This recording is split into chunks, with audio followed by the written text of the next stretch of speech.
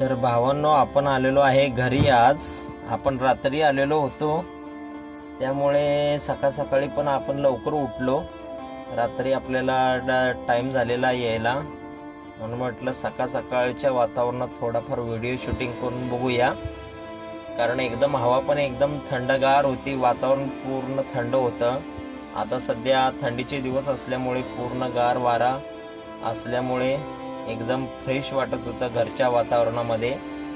शेवटी गावाकडचं वातावरण हे सगळ्यात बेस्ट असतं, त्यामुळे कधी घराकडे आलं तरी आपल्याला एकदम छान आणि सुकून फिलिंग होते आपल्याला. तर ही आहेत आपल्या दारापुढची जनावरं आहेत. ही जनावरं ही आपल्या घराकडे आई वडीलच यांना सांभाळ करत असतात, त्यामुळे आपण यांच्याकडे जास्त आपलं हे नसतं. आपण कधीतरी गाडीवरून येतो, यांचा सांभाळ सगळे आमच्या घरातलेच करत असतात. तर चला मित्रांनो, आपण थोडीफार आपली शेती पण बघूया कशी आहे.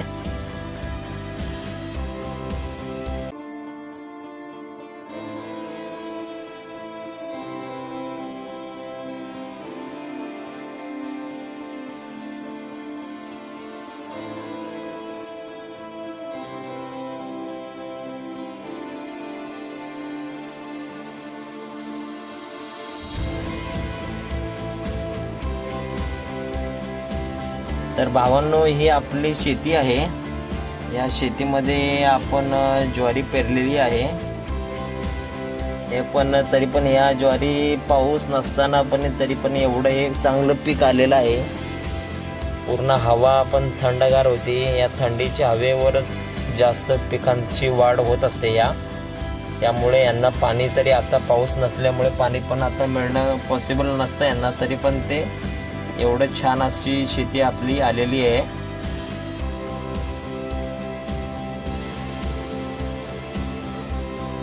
तर भावांनो, आपल्याला भेटण्यासाठी आपला भाऊ नवनाथ आलेला आहे. आपण गाडीवरून आल्यावर समजतं भाऊ आपल्याला खास भेटायसाठी आलेला आहे. आणि हा पण आपलाच भाऊ आहे, आपला छोटा भाऊ आहे, काकांचा मुलगा आहे हा पण आपला. त्यामुळे हे आता सकाळी आपल्याला पण जायचं होतं दुसऱ्या दिवशी गाडीवर, म्हणून म्हटले दोघं जण आम्ही सोडायला येतो म्हणून आज दोघं मला सोडायला आलेले होते मोटरसायकल घेऊन. तर चला भावांनो, आपण जाऊया आता सांगलीला. पुढचे नेक्स्ट व्हिडिओ मी तुम्हाला असेच टाकत जाईन, तेव्हा तुम्ही हे व्हिडिओ आवर्जून बघा.